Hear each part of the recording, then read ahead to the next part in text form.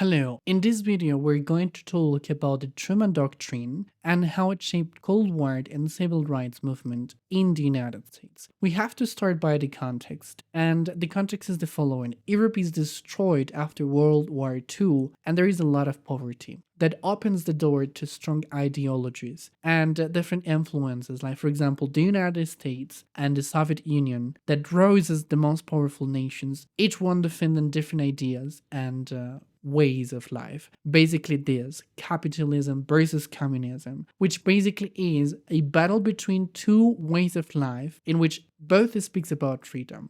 That's why in 1947, President Truman speaks around the world and says that the United States would support countries resisting oppression. And it's interesting because that oppression implicitly means the communism, the Soviet Union. And why is that? Because Truman Doctrine is basically stopping the Soviet Union to influence other countries. But why the Soviet Union was seen as a threat? Because for the West, it was evident that the Soviet Union was expanding aggressively, as we can see at the map, and that worries the world. Why? Because in some way, the Soviet model was also inspiring communist revolutions in Asia and Latin America. So that was not only a thing about two countries fighting one against the other, but also about global affairs.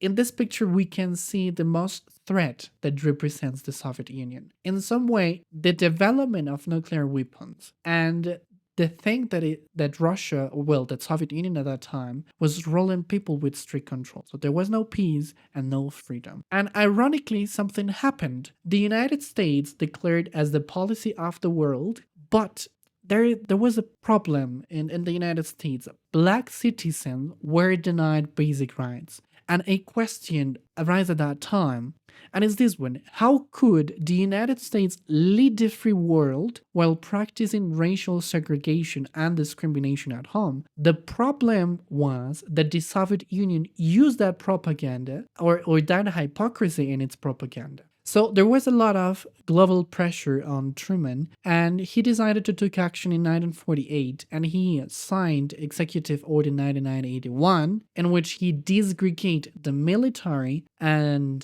that was an important step towards civil rights.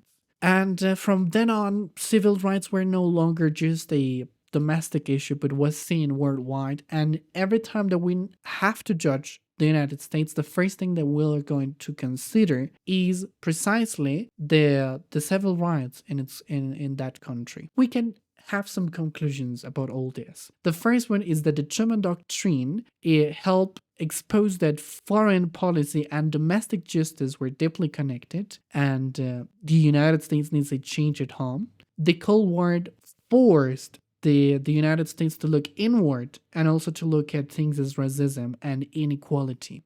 And in the end, the struggle for justice abroad helped energize the fight for civil rights at home. And these two movements, foreign and domestic, grew stronger together at that time in the Truman Doctrine. Thank you so much for watching this video.